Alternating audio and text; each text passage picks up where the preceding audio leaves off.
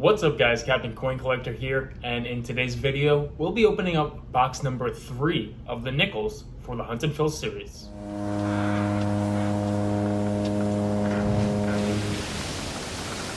What's up guys, and welcome to the channel. If you're new here, I post videos on coin roll hunting, informational videos, and anything and everything about coin collecting and currency collecting. So if you haven't already, hit the subscribe button as well as the bell so you're reminded when the next video comes out. But anyway guys, today we're going back to the nickels in the Hunt and Fill series. This is episode 2, box number 3. Let's see what we can pull from these nickels. Alright guys, so I have the nickel albums all set up. I also have the blank album set up as well. If you're reminded in the last episode, we did find a buffalo nickel.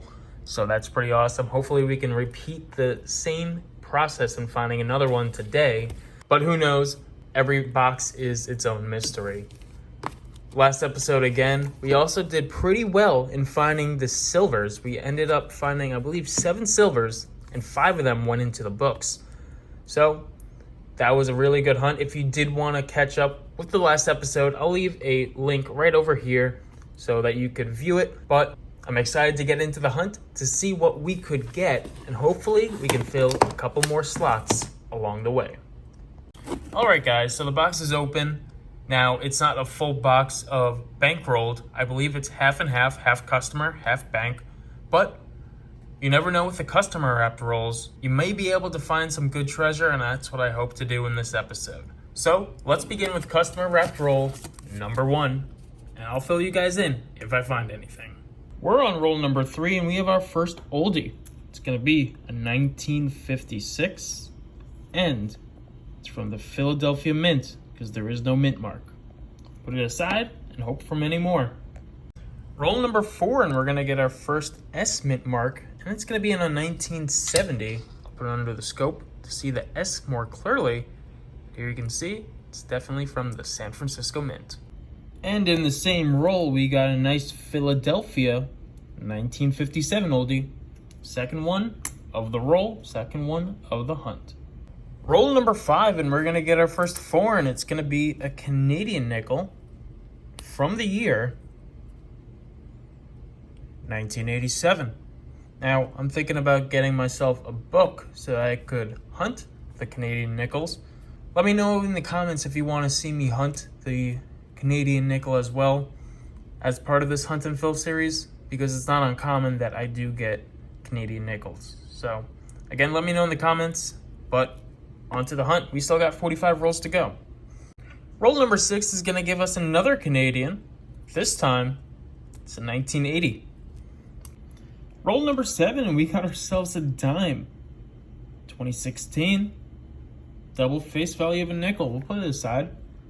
Roll number 10, and I wasn't expecting to find this. Only a couple coins down, and I see a Philadelphia above the Monticello, meaning that we got ourselves a silver war nickel. This one happens to be from 1945. First silver in this box. Let's see if it keeps on coming. So far, we only found 2 other oldies, 2 Canadians, and a San Francisco. But let's see if we got anything else. Roll 11 is going to give us yet another Canadian. Let's flip it over and see that it's a 2000, year 2000 Canadian nickel.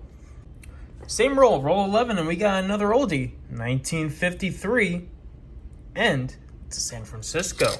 Not bad. Always love to see that year and mint mark together. So another oldie added to the pile. 2 coins later, and we got a 1956, and it's a Denver. Put it on the pile. Roll number 12, and the oldies are starting to pile up again. We got a Philadelphia 1941. Roll number 13, and we got another oldie. This time it's going to be another 40s, 1948 from Philadelphia. On the next roll, and we have a foreign coin, a smaller one. I thought it was going to be a dime at first, but it is 5 centavos, and it's from Guatemala. The year is 2014. So pretty cool to see that. I've never found one of these before, so we'll put it aside with our foreigns and continue the hunt. Roll number 17, guys, and we got a 2009, our first low mintage recent year nickel, and it happens to be one that we need for the collection. So even though it's in bad shape, Put it aside for the collection. Another spot filled. Let's see if we can find anything else. So I just moved these two aside. I got a 1959 from Denver, as well as a 1952 from Denver. I already saw the date, that's why I know it. But another oldie for the collection. Roll number 19 is going to give us another S mint mark. This will be number 2 for the moderns. It's a 1969 San Francisco. Alright guys, so we have another foreign. It's going to be a Republic del Ecuador, and it's going to be 5 centavos. So a Guatemala and an Ecuador, 3 Canadians. Let's see what we can find. In the last 2 rolls of the customer wraps, there are only 21 instead of 25 like I thought, but that means there's 29 bank rolls and maybe more of a chance to find more oldies. Roll 21 and we're going to have a 1940, and this one is Philadelphia. And we got our second 1940 from this roll, also a Philadelphia. Our first bank roll number 22, and we have our second 2009. This time it's a Philadelphia. I think the lower mintage of the 2 Philadelphia and Denvers from 2009. So, very nice to see another 2009. The same roll is going to give us another San Francisco, this time from 1968. Always good to see them. Roll 23, and we have another oldie, another 1948, also Philadelphia. I'll bring you in because we have another oldie. Towards the end of the oldies, a 1957 Philadelphia, but still counts. Roll number 27, and it looks like we got another oldie. It's going to be a Philadelphia if it is, and it's a 1946. It's the first year that the United States Mint returned to clad nickels, rather than the silver nickels like they did the previous 3 years. So, cool to find, and we'll continue on. Roll 28, and we're going to get our 4th Canadian, another 1980s, this one being a 1982 Canadian nickel. This one has been really good on the foreigns, and here we got another one. This is Belgique, so Belgium. It's going to be 1 franc. And it's an older one, 1964. We'll put it on the pile with all the foreigns. It's a good hunt for foreigns, this one. Let's see if we got any more in the last 20 rolls. Roll 31, and we're going to get yet another S mint mark. This one's from the year 1970. There you go. There's the S. It's the same roll, and we got another later date oldie. This one's going to be in 1958, and it's a Denver. Roll 32 has an ender. It's going to be in 1940. Pretty discolored shape, but it's a Denver. The second coin in roll number 33 is going to give us an oldie again. It's a 1951 this time from the Philadelphia Mint. In addition to foreigns, guys, we're hot on the 1940s in this box, and here we have another one from Philadelphia. Roll number 35 is going to give us another 2009. This is number 3 for the hunt, and the second Philadelphia we found. Alright guys, still on roll number 35, and here we have a 1942. I haven't looked at the back yet, but it kind of looks silver. It isn't. But it's still a 1942 Philadelphia. And you can tell that it's not a silver because there's no Philadelphia mint mark above the Monticello. If there was, we would have a silver 35% silver war nickel, but since there isn't a mint mark above the Monticello, we know that it's a 1942 regular, but still a good add, hopefully, to the book. Second coin into roll number 36, and we have another oldie, 1956 from the Denver Mint.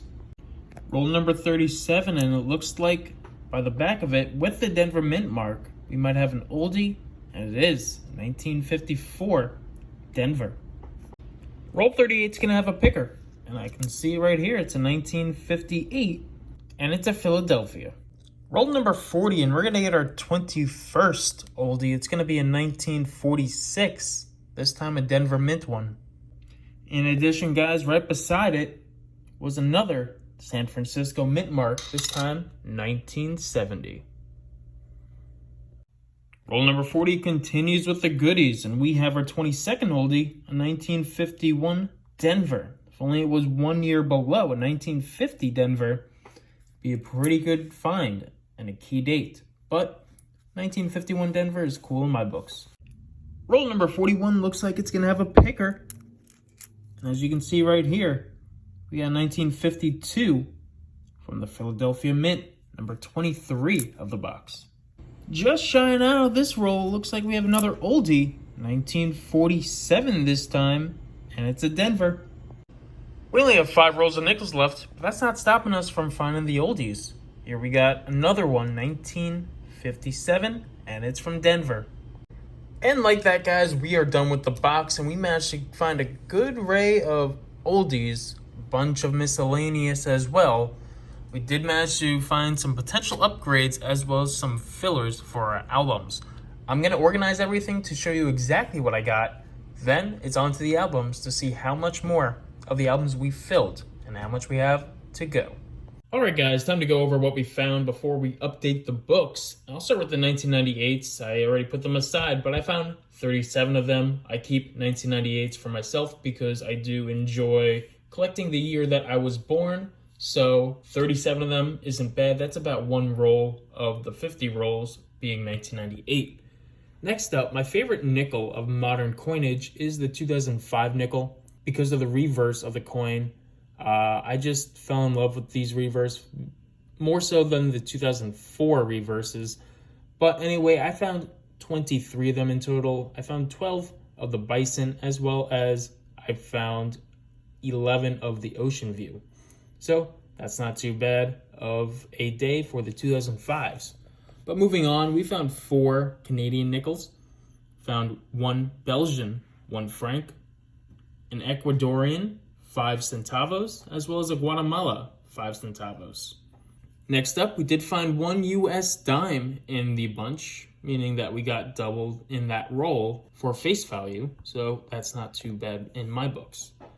Moving on with the low mintage years, we found 3 2009s, 2 of them being Philadelphia and 1 Denver, which will be a slot adder in our books. We also found 5 San Francisco mint marks from the years that they put the San Francisco mint marks in circulation in the 60s and 70s, one being a 68, another being a 69, and 3 1970s. Moving on to the oldies, we found 25 of them, meaning that we found 1 per every 2 rolls, which is about average, I'd say. But we didn't find any 1930s this time. We found more 1950s than we did find 1940s. We found 11 of the 1940s and 14 of the 1950s. We'll start over here, where we found 3 1940 Philadelphias and a Denver. Found a 1941 Philly, 1942 Philly, a 1946 Philadelphia and Denver, 47 Denver, and 2 48 Phillies. In the 50s, we found a 51 Philly, a 51 Denver, 2 1952 Phillies, a 1953 San Francisco, 1954 Denver, 1956 Philly and 2 Denvers, 2 1957s and a Denver, as well as a 1958 Philly and Denver. And we also found 1 lonesome 1959, which does count as the last year of the oldies in my books. Last but not least, and certainly not least, we found 1 silver war nickel, a 1945 Philadelphia. Now again, these are 35% silver and are roughly worth about $1 a piece if you find one. So if you do find one, make sure you set it aside. And again, you're looking for that mint mark above the Monticello. If you got one of those, that means you know it's going to be a silver war nickel. Has to be between 1942 and 1945. But anyway, guys, we had a really good hunt this time around. Found a lot of stuff. Found a lot of San Francisco mint marks in this box, being that it was from New York. We had a good amount of oldies and a whole lot of foreigns, more than I'm used to. But anyway, guys, I'm going to check the albums to see what we can fill and then give you an update from there. Alright, guys, so overall we did pretty well in filling the books. So we'll start with volume number 1. Volume number 1, there's 65 slots, and we have 40 out of the 65 filled. We found 5 and upgraded 2. And our best find, our lowest mintage year, happened to be a 1958 nickel with only 17.1 million produced. But We did manage to find a 1945 Philadelphia, which we managed to put in the books, meaning that we only have a few silvers left, only 5 in total to find until we fill the books. And we only have, I believe, 25 spots remaining until we finish this volume 1, which is the bulk of the hunt. Moving on to volume 2, we're only missing 1 coin. It's the 1978 Denver. We managed to fill 12 slots in this book, as well as upgrade 5 more coins, which is honestly pretty good. So we're going to be looking out for that 1978 Denver in the next hunt. The last book is volume 3, and we're missing a 1997 Denver, as well as a 1999 Denver, as well as the 2022 Denver, which I have not found.